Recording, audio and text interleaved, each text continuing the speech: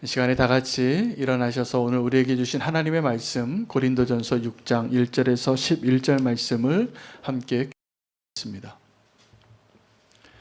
너희 중에 누가 다른 이와 더불어 다툼이 있는데 구태여 불의한 자들 앞에서 고발하고 성도 앞에서 하지 아니하느냐.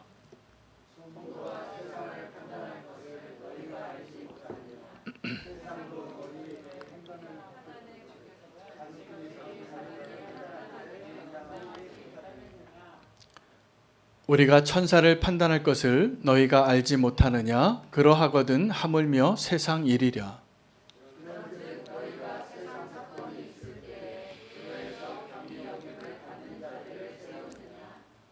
내가 너희를 부끄럽게 하려 하여 이 말을 하노니 너희 가운데 그 형제 간의 일을 판단할 만한 지혜 있는 자가 이같이 하나도 없느냐.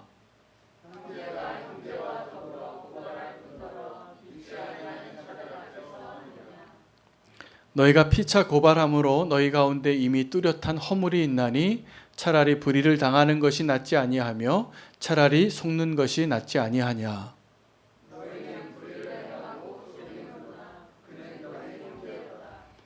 불의한 자가 하나님의 나라를 유업으로 받지 못할 줄을 알지 못하느냐. 미혹을 받지 말라. 음행하는 자나 우상 숭배하는 자나 간음하는 자나 탐색하는 자나 남색하는 자나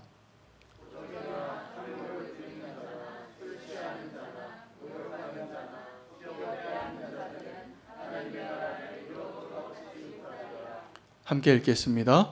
너희 중에 이와 같은 자들이 있더니 주 예수 그리스도의 이름과 우리 하나님의 성령 안에서 씻음과 거룩함과 의롭다 하심을 받았느니라. 아멘. 하나님의 말씀입니다. 자리에 앉으시겠습니다. 오늘 바울은 고린도 교회 안에 있는 다툼에 대하여서 그들이 서로 분파만 있었던 것이 아니라 그 내용을 가지고 아니면 또 알지 못하는 또 다른 내용을 가지고 그 교회가 고소하는 상태까지 나아간 것에 대한 그의 책망이 담겨 있는 본문입니다. 많은 사람들이 성도가 싸우지 않는 줄 압니다. 싸우지 않아야 할 것 같이 생각하고 살아갑니다. 그러나 실제로 우리가 성도의 삶을 살면서 두 종류의 싸움을 싸웁니다. 하나는 마땅히 싸워야 할 싸움이 있고 또 하나는 마땅히 싸우지 말아야 할 싸움이 있는데 이 두 가지를 반대로 싸우고 있는 것입니다. 우리가 싸워야 할 싸움을 온전히 싸운다면 싸우지 말아야 할 싸움에서 싸우지 않고도 넉넉히 승리할 것입니다. 그러나 우리가 싸워야 할 그 싸움을 싸우지 않고 피하거나 연기하거나 미루고 있거나 아니면 외면하고 있다면 우리가 부딪혀서 또 싸우지 말아야 할 싸움을 계속 경험하게 될 것입니다. 오늘 고린도 교회가 그 안타까운 싸움, 싸우지 말아야 할 싸움 가운데 있는 것을 보고 바울이 우리에게 주는 메시지가 분명합니다. 잘 싸우는 성도가 되라는 것입니다. 성경에 보면 성도들 가운데 그 교회 안에서 싸움을 경험하게 됩니다. 예수님의 제자들이 싸웠습니다. 다투었습니다. 분쟁이 있었고 분노하기도 하고 여러분 예수님과 함께 있으면서도 예수님과 3년을 동행하면서도 제자들이 다투어요. 왜요? 서로 경쟁하고 싶고 더 인정받고 싶고 더 많은 축복을 갖고 싶었기 때문입니다. 천국에서 누가 더 크냐고 여러 사람이 있으면 그 누가 더 크고 누가 더 많이 소유하고 누가 더 잘나고 이러한 이유로 우리가 다툼이 일어납니다. 제자들의 다툼보다 더 심각한 다툼의 모습을 보여준 사람은 신약 시대의 교회의 역사 가운데 바울과 바나바가 분명할 겁니다.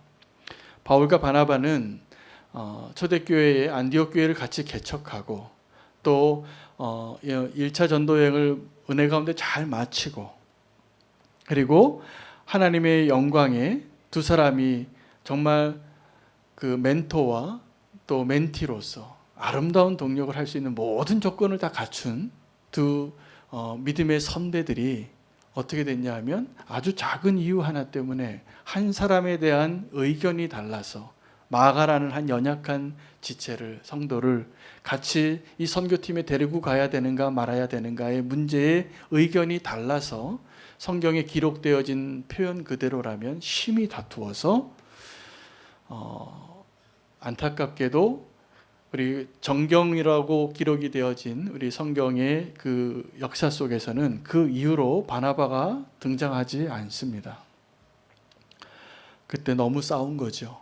그래서 심히 싸우고 다시 얼굴 보지 않는 그러한 사이가 됩니다. 나중에 이 바울이 마가는 다시 봅니다. 근데 더 안타까운 것은 이 바울과 바나바가 이 바나바 같이 훌륭한 인격의 소유자, 다 존경하는 장로님, 자기의 재산을 다 교회를 위해서 꺼내놓고 주님을 따르는, 그리고 연약한 자를 찾아가서 품어주는 그 바나바가 더 이상 보이지 않는 거예요. 더 안타까운 것은 사도행전 15장에 예루살렘 공의회가 아주 위대한 결정을 하나 합니다. 이 예수 그리스도를 영접하고 회개하고 주의 백성 삼는 일에 있어서 이제는 우리가 유대인이나 이방인을 차별하지 말자라는 굉장히 중요한 교회 공의의 첫 번째 결론을 내리고 나서 그 다음날 싸운 거예요. 그 결론은 정말 성령님께서 함께 하셔서 위대한 만장일치가 이루어지거든요. 그 결정이 함께 합의가 되어지기 어려운 내용이었어요. 서로 첨예하게 부딪히고 있었기 때문에.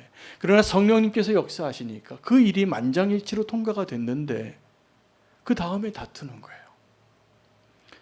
우리가 그러한 모습으로 많이 살아갑니다. 우리 안에 그런 다툼을 많이 보지요. 여러분, 성도가 그 다툼이 늘 우리 태생적으로 성도는 싸움을 위해서 태어난 자가 분명합니다. 성도가 마땅히 싸워야 할 싸움이 있고 싸우지 말아야 할 싸움이 있는데 이 두 개를 반대로 하고 있는 겁니다. 언제요? 우리가 십자가를 통과하지 못할 때. 교회와 세상이 다릅니다. 근데 성도는 어떤 존재들이냐면 이 세상에 있던 자였어요. 하나님의 원수였고 하나님에게서 멀리 있었고 어둠 가운데 있던 자들을 주님이 사랑하셔서 택하시고 구원하시고 이제 주의 자녀 삼으시고 십자가로 새로운 존재가 되게 하셔서 세상에 보내셨거든요.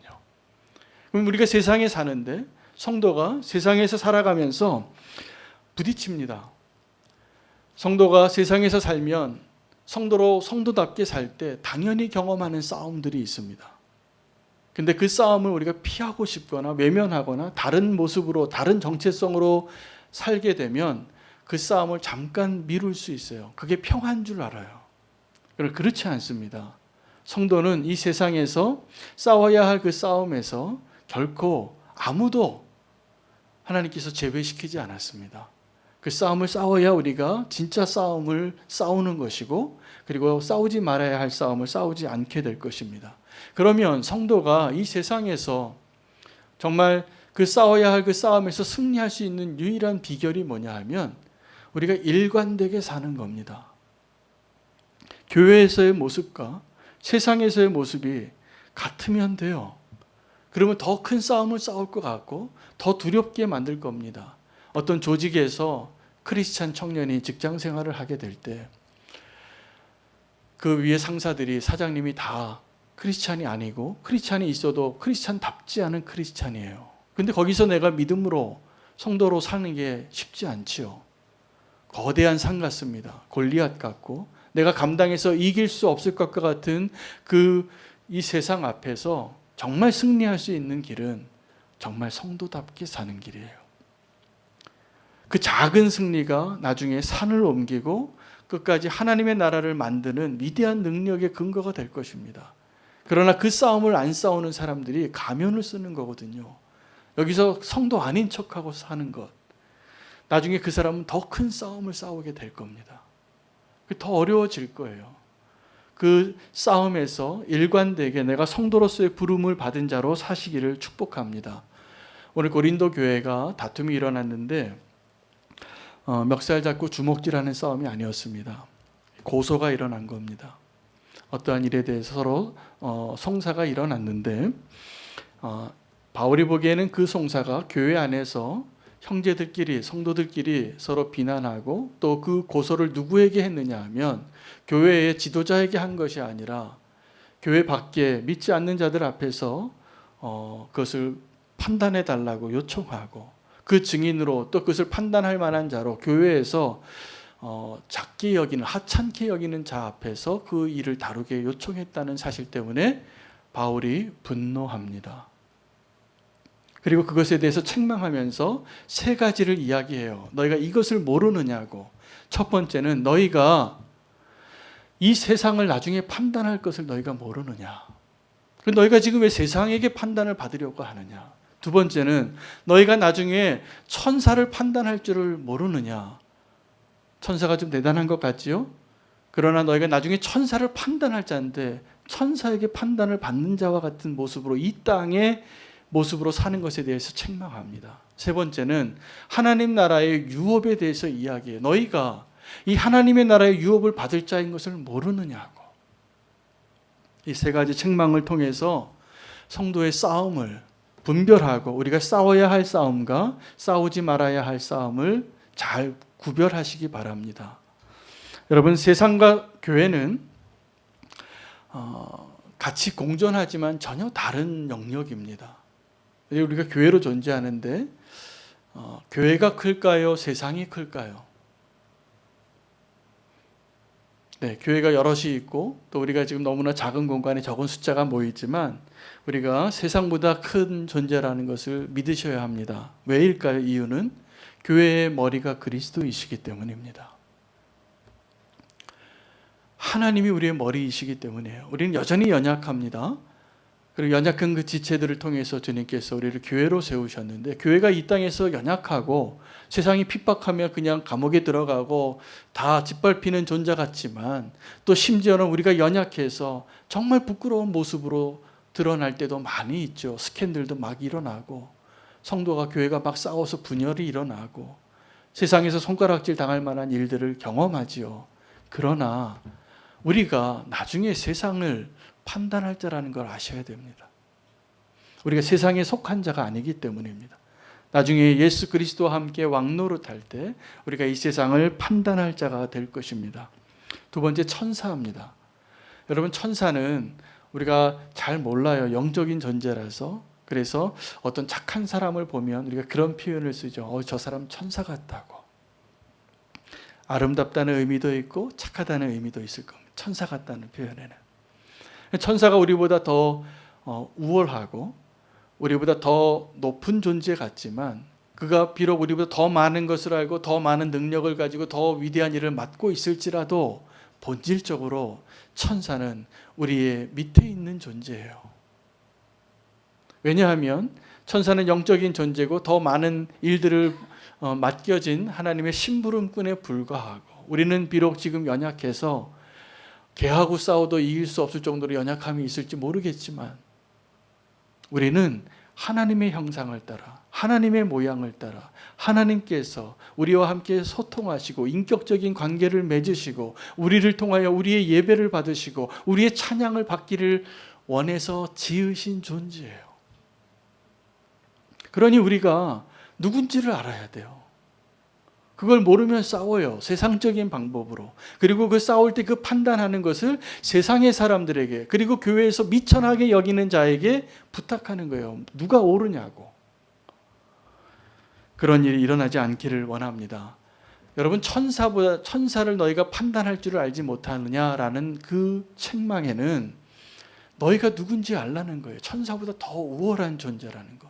근데 우리가 천사를 왜 높게 생각합니까? 하늘에 있잖아요. 우리는 이 땅에 있고.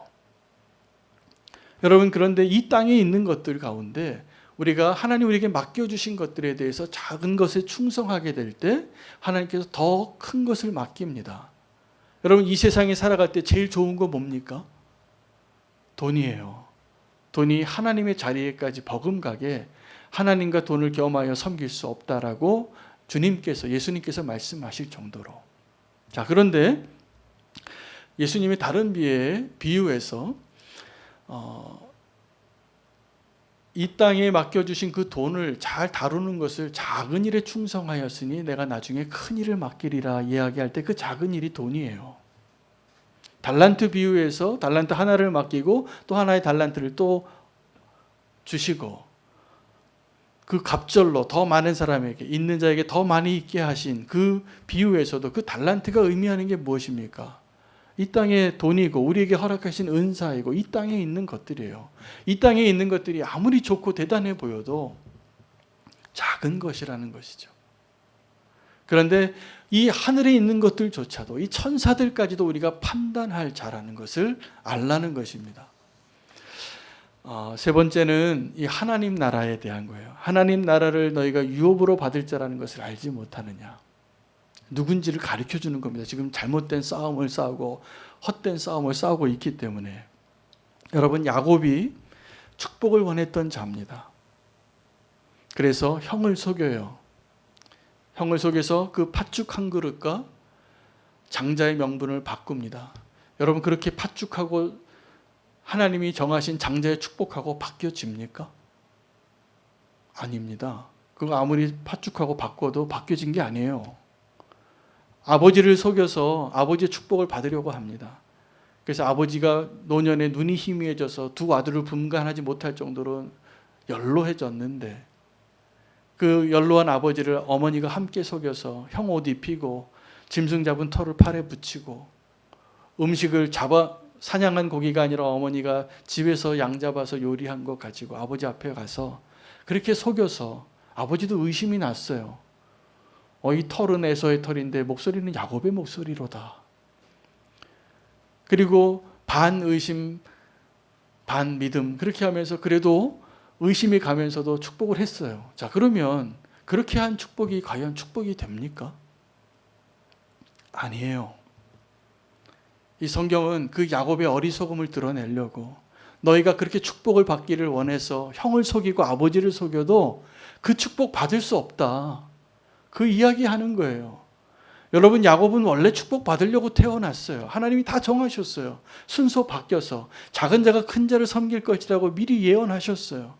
근데 우리는 살아가면서 지금도 발버둥 치면서 형을 속이고 아버지를 속이고 수단과 방법을 가리지 않고 다투고 싸우고 축복을 얻기를 원해요. 그 싸움을 멈춰야 합니다. 안 하셔도 돼요.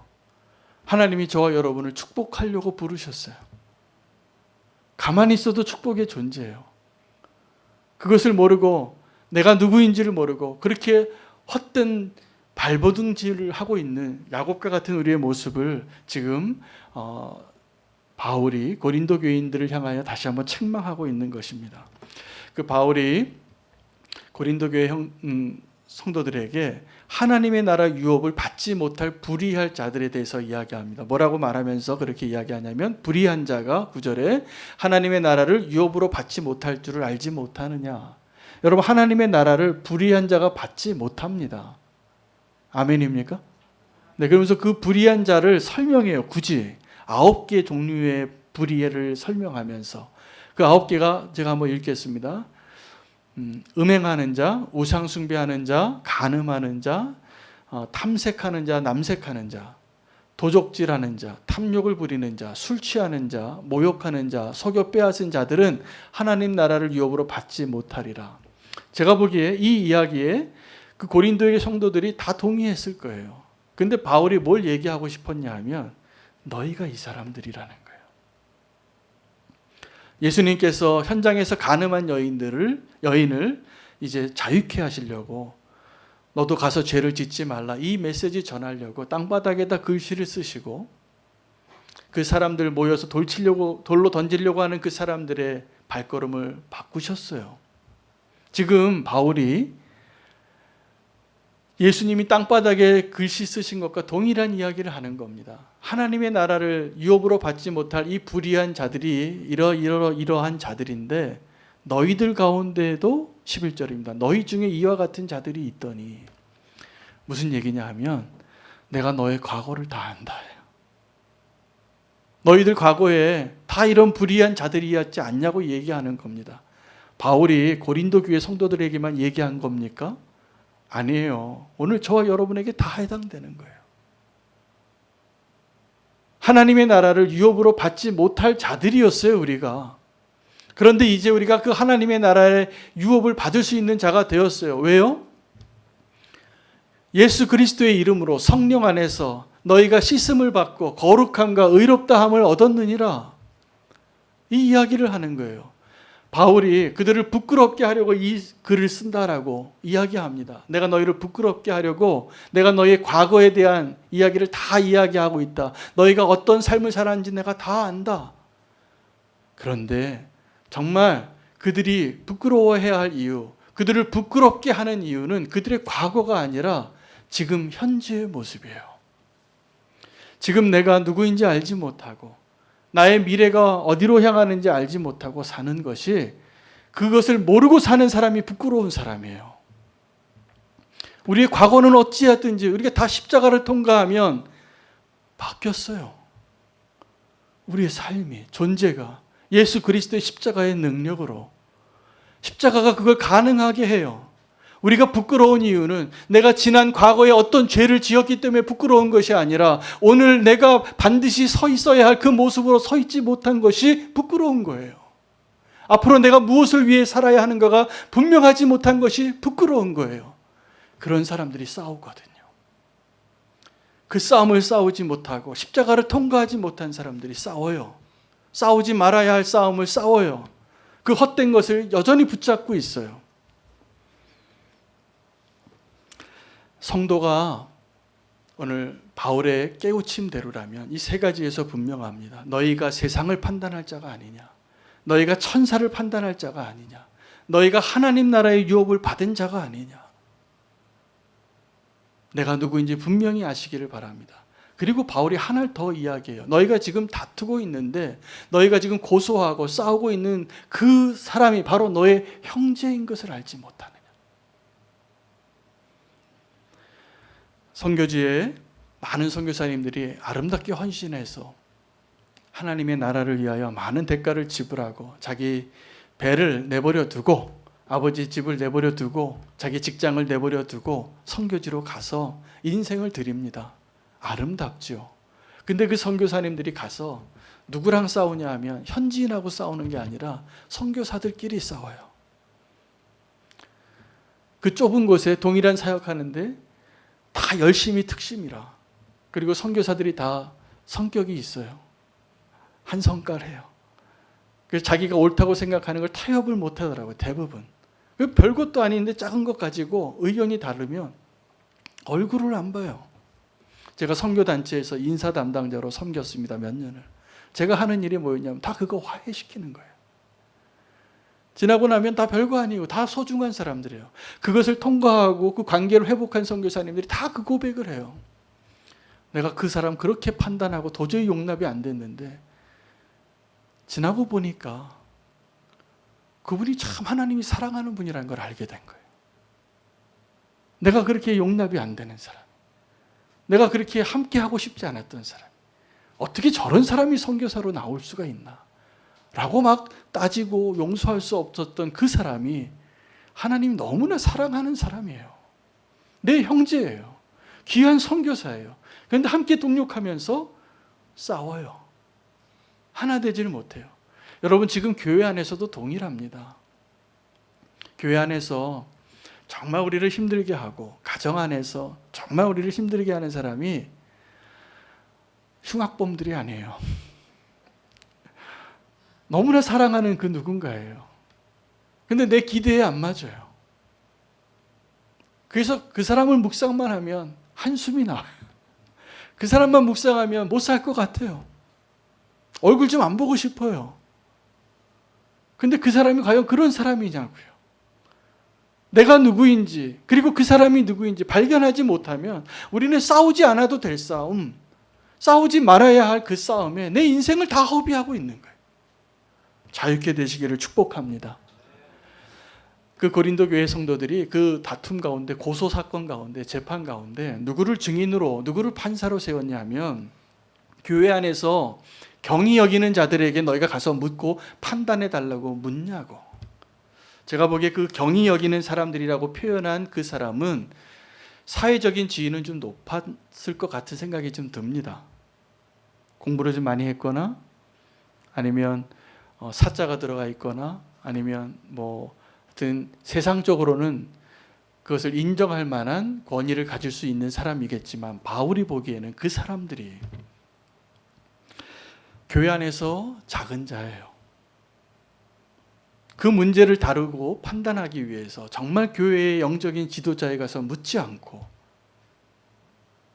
세상에서 잘 나가는 사람, 세상에서 성공한 사람에게 가서 물은 거예요. 여러분, 교회에서도 내가 큰 사람입니다. 내가 좀 인정받을 만한 일을 좀 했습니다. 라고 말하면서 그 인정받기를 원하는 사람은 정확하게 지금 바울이 말하는 교회에서 경히 여기는 자예요. 여러분, 우리가 함께 신앙생활을 하면서 직분이 어찌됐든 그 사람이 목사든 장로든 뭐 전도사든 권사든 집사든 상관없이 내가 십자가를 통과하지 못해서 아직도 내가 원하는 그 인정받고 싶은 그것을 부여잡고 그것 때문에 스트럭을 하고 있고 그것 때문에 싸우고 다투고 분쟁이 일어나고 있다면 그 사람 정확하게 교회에서 경히 여김을 받아야 할 자입니다. 근데 보통 그 사람들이 다 크다고 얘기해요.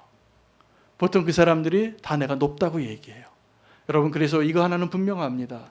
교회에서, 교회 공동체 안에서 내가 스스로 높다라고 생각하는 분을 만나면 그렇게 존대해 드려야 돼요. 왜냐하면 그분은 아직 십자가를 통과를 못한 거예요. 그냥 그대로 인정해 드려야 돼요. 그분에게 왜 그러냐고 아무리 얘기해도 안 바뀝니다. 그냥 그런 분들은 잘 존대해 드리면 돼요.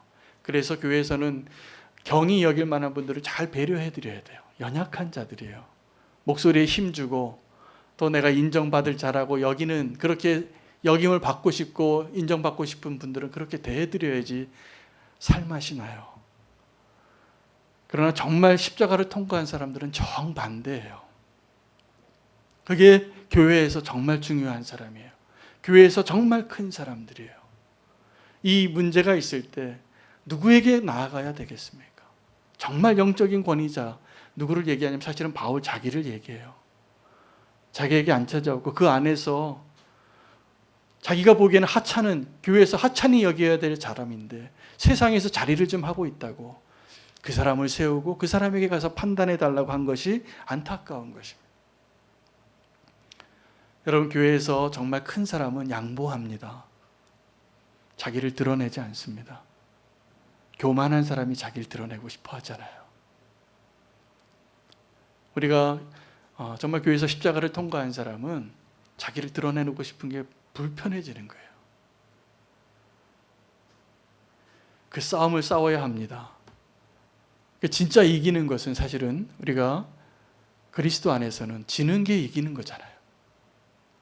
다윗이 사울을 향하여 그 수많은 갈등의 시간에 하나님께서 은혜를 줘서 계속 쫓기다가 반격할 수 있는 기회 2번 줬어요.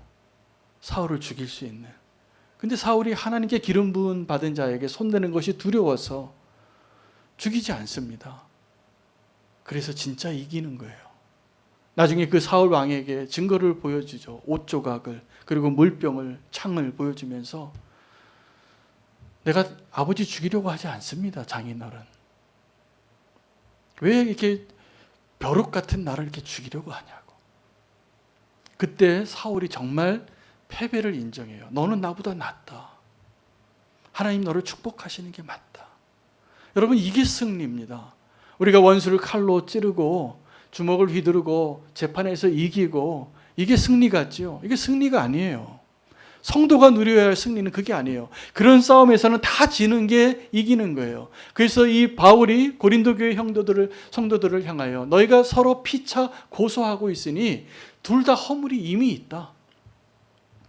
너희가 차라리 송사를 당하고 차라리 허물을 당하고 손해를 보는 것이 더 낫지 않냐? 지는 게 낫지 않냐? 이게 이기는 거라는 겁니다. 그것을 이긴 것이라고 말할 수 있는 사람이 누구입니까? 십자가 통과한 사람이에요. 성도가 마땅히 싸워야 할 그 싸움을 이미 싸워서 승리한 사람만 그 승리를 누릴 줄 아는 거예요. 민수기 25장 7절에서 9절에 비느하스가 미디안의 그 음란의 영이 들어와서, 우상숭배가 들어와서 다 타락하는 것을 보고 여호와의 분노로 그 회막에 있는 두 남녀를 의도적으로 사람들 보는 앞에서 대놓고 음행을 하는 겁니다. 축복을 좀 누리고 싶어서. 그가 여호와의 분노로 한 창으로 두 사람을 죽여요. 시므리와 고수비가 이 비느하스의 창에 죽임을 당하고 연병이 그칩니다. 여러분, 지금 코로나 시대를 사는데 우리가 이 코로나 시대를 극복할 수 있는 그 길은 치료제가 나오는 것이 아니라 하나님의 백성의 진정한 회개가 필요합니다. 진정한 회개는 언제 가능하냐면 우리가 정말 죄를 미워할 때예요. 회개하고도 여전히 죄가 좋아서 죄에게 타협하고 세상이 사는 방식대로 나도 좀 살고, 이것이 우리를 비참하게 만드는 것입니다. 제가 오늘 말씀을 준비하다가 그림 하나가 떠올랐어요. 어떤 그림이냐 하면 연어가 강물을 타고 올라가는데 연어에게는 회귀 본능이 있습니다. 그래서 자기가 알로 태어난 그곳으로 하나님이 놀랍게 창조한 피조물이죠. 바다로 떠내려가서 모든 대양을 다 누비고 삽니다. 그러다 자기가 태어난 곳을 어떻게 알아요? 기가 막히게. 그리고 그 강을 거슬러서 물결을 거슬러서 물고기가 마치 하늘을 향하여 비상하는 새처럼 파도를 타고 넘는 거예요. 그게 연어의 본성이에요. 마지막에 죽을 때 되면 그 고향으로 가요. 질문이 하나 있습니다. 이 연어가 민물고기입니까? 바다고기입니까? 갑자기 이게 생각나서 제가 자료를 뒤져봤더니 바다고기래요. 왜냐하면 평생을 바다에서 살거든요. 그래서 그 연어를 볼 수 있는 것은 바다입니다. 그러나 진짜 낚시꾼들이 연어를 잡을 때가 있어요. 그 산란기에 그 바다와 민물이 만나는 그 곳에 이 연어들이 다 올라와요. 그 계절이 되면. 그때 또 잡는 사람들도 있는데, 제가 그래서 이 백과사전에 있는 정의와 다르게 이 연어는 바다고기가 아니다. 우리 성도와 세상의 관계에 비교했을 때 이 연어는 민물고기가 맞다. 그곳에서 태어나잖아요. 그리고 그곳을 향하여 가잖아요. 그곳에서 부화돼서 알이 깨어지지 않으면 연어라는 종이 더 존재할 수 없게 하나님이 만드셨잖아요. 여러분, 성도가 동일합니다. 우리가 이 세상에서 어떻게 사는 게 편할까요? 성도가? 싸우지 않는 게 어떤 걸까요? 그냥 물결 흘러가는 대로 살면 돼요. 헤엄치려고 노력할 필요도 없어요. 편해요.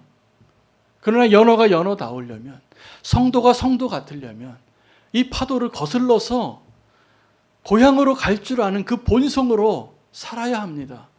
하나님은 우리 크리스찬을, 우리 성도를 우리가 세상에 살지만 정확하게 하나님께로 거슬러서, 이 세상을 거슬러서 사는 자로 만드셨어요. 근데 우리가 그걸 포기하고 살면, 그 싸움을 안 싸우고 그 파도를 거슬러 가지 않으면 잘 사는 것 같지만 잘 사는 게 아니에요. 이 세상에서 아무리 돈을 많이 벌고 저 푸른 초장에 그림 같은 집을 짓고 사랑하는 사람하고 있어도 행복한 게 아니에요. 속지 마세요. 현혹되지 마세요. 그게 우리가 사는 목적이 아니고 우리가 가야 할 바가 아니에요. 우리는 정확하게 우리를 창조하시고 우리를 부르신 그 하나님이 있는 곳으로 이 세상의 파도를 거슬러서 올라가야만 행복한 존재고, 그래야 사는 존재입니다. 연어같이 살아야 돼요.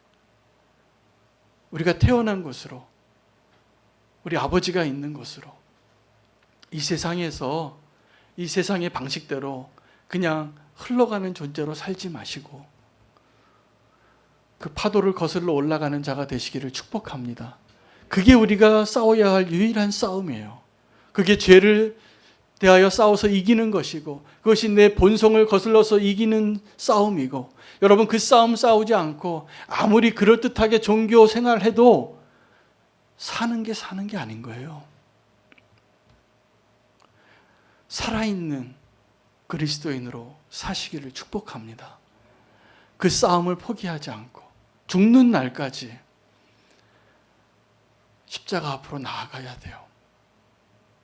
이전에 내가 십자가에서 승리했는데 이전에 싸웠던 거, 이전에 승리했던 거 자꾸 재탕해서 살지 마시고 오늘 내가 넘어야 할 파도가 분명히 있습니다.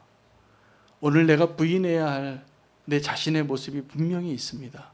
우리가 다 죄인이잖아요. 하나님의 나라를 유업으로 받지 못할 그 불의한 자들이었잖아요.